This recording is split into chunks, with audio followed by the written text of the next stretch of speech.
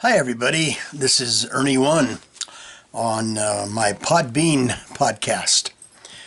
You know, last night was probably, most certainly actually, one of the best and most significant speeches of the State of the Union that most of us have ever heard, maybe that all of us have ever heard. It was absolutely splendid. He laid out everything in a positive manner and talk to people about what he wants to do for this country and how he's going to do it. However, as we all saw, the Dems had to do their thing to take as much shine off this thing as they could.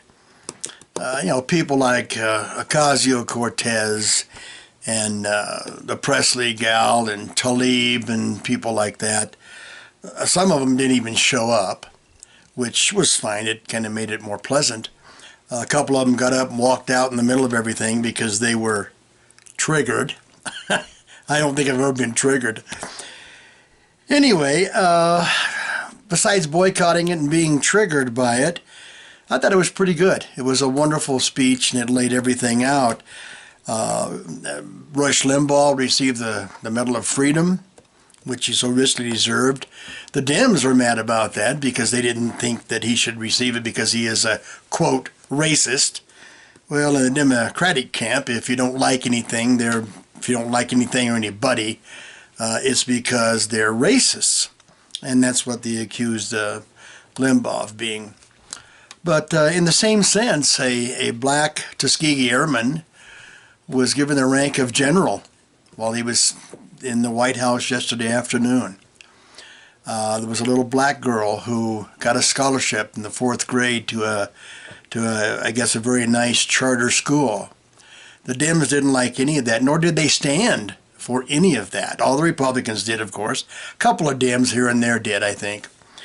But for the most part, they just basically were present and boycotting as they were there. There were no condolences for Rush Limbaugh all during the day that he announced that he had stage 4 lung cancer. As a matter of fact, there were people tweeting and asking that he would die a very painful death, a long drawn-out death. One lady even said, "I hope the worms eat him while he's alive." And all he did was make a comment about a black football player, eons ago, and it wasn't racist. It was taken as a racist comment, but it wasn't. And there were a couple of other areas where they accused Rush of being a racist. He's not a racist, but you want to remember that when Elijah Cummings died, the representatives and the senators, most all of the Republican Party, sent their condolences to his family, to his wife, and to the House of Representatives. So that's part of the major difference between Democrats and liberals and Republicans. For some reason, the Republicans seem to have a little more compassion than many of the Dems and liberals that I know. They refused to stand for all of these people. And then, of course, Nancy Pelosi did her famous little thing with ripping the speech in half, which, by the way, may even be contempt of Congress or some such thing, which would really be, wouldn't it be ironic if we had another impeachment, this time with Nancy Pelosi? Of course, we've got her on film doing everything. So anyway, the thing that I noticed, one of the things I noticed, it was also mentioned on Facebook earlier, that all of these strong, independent, self-serving Democratic women, they all wore the same dress. They all sat quietly with their hands folded. They all waited for Nancy Pelosi to tell them when to clap, when to stand, when to smile. I'm sure she told them what to wear because they all dressed alike. They say it was for women's suffrage, but that had very little to do with it. But it's just a stark reminder of how the Democrats, and especially the liberals, are proceeding with this viral hatred that they have of President Trump because they can't control him, they can't buy him, and he's not going to go along with their little games and things. That's kind of over. I don't know what the Democrats plan on doing now. I'm sure we'll all be surprised in the next few days because they're not going to quit. Unfortunately, they're not going to quit. But I think last night, the Dems, and especially Nancy Pelosi, showed the world their ass. They showed exactly where they are and where they stand. They don't care about the American people. They don't care about our children. They don't care about the borders. They don't give a damn about Ukraine. It just happened to pop up and it gave them an idea. They only care for one thing, and that's power. They want the power in order to control the utilities, the oil, the gas, every major corporation in the United States, and possibly even the world. They keep touting about how wonderful Barack Obama was. Well, he could have been impeached about 5 times for some of the stuff he did. I don't think Trump sent $250 billion on pallets to anybody, let alone the terrorists.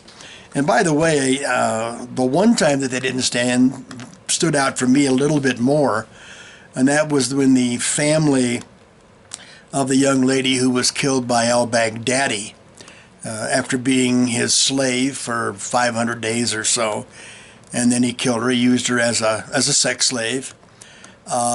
When they brought those parents to and had them stand up, the Democrats didn't stand for those parents either. To me, that's pathetic. It's absolutely pathetic. I say despicable, but most of us Republicans and conservatives wear that label very proudly, as a matter of fact. But anyway, I just wanted to say a couple of words about last night, and also today our president was found not guilty, even though Mitt Romney didn't know which side of the aisle to sit on. But that's been Mitt's fault, Mitt's problem for a long time. Mitt has never really known what to do, and man has no guts at all.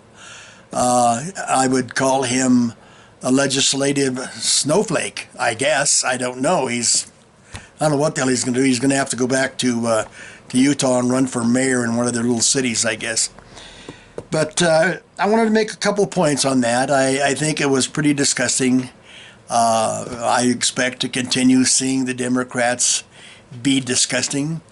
As a matter of fact, they're even screwing one of their own. They're screwing Bernie Sanders right out of the Iowa thing. I know that's what happened. You know that's what happened. I do.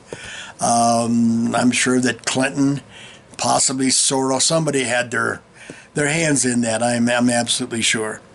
But in closing, I just want to say that I'm very proud of the Republicans. I'm very proud of the conservatives for what they did and how they acted. We come together when bad things happen to our country. The Democrats just look for blame. That's one of the major differences between them and us. I wish our country didn't have a them and us. I wish it was a we. But perhaps we can keep working on that. And perhaps one day, when some of these people are kicked out of office or thrown out of office, and that includes a few Republicans also, maybe that day will come when maybe we'll go back and we'll start working together again. Wouldn't that be something? That would be really nice. We've always tried to respect their president, with the exception of possibly Obama, but we all saw what Obama was doing. He did nothing for the country.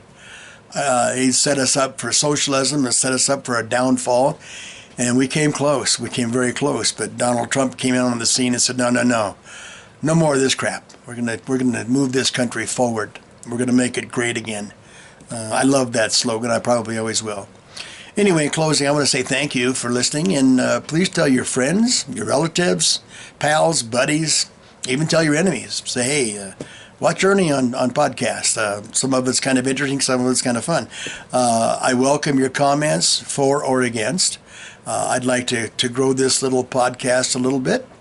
So tell your friends, sign up, and let me know how they feel. Let me know what they want. All right? Thank you for listening. And in closing, God bless America. God bless our president and his family. And God bless the people of the United States of America, especially the first responders and our firemen and our military and all those people who take care of us and work so hard on a 24/7 basis to keep us safe and to keep us healthy. Thank you. Good night. And God bless the United States. Thank you.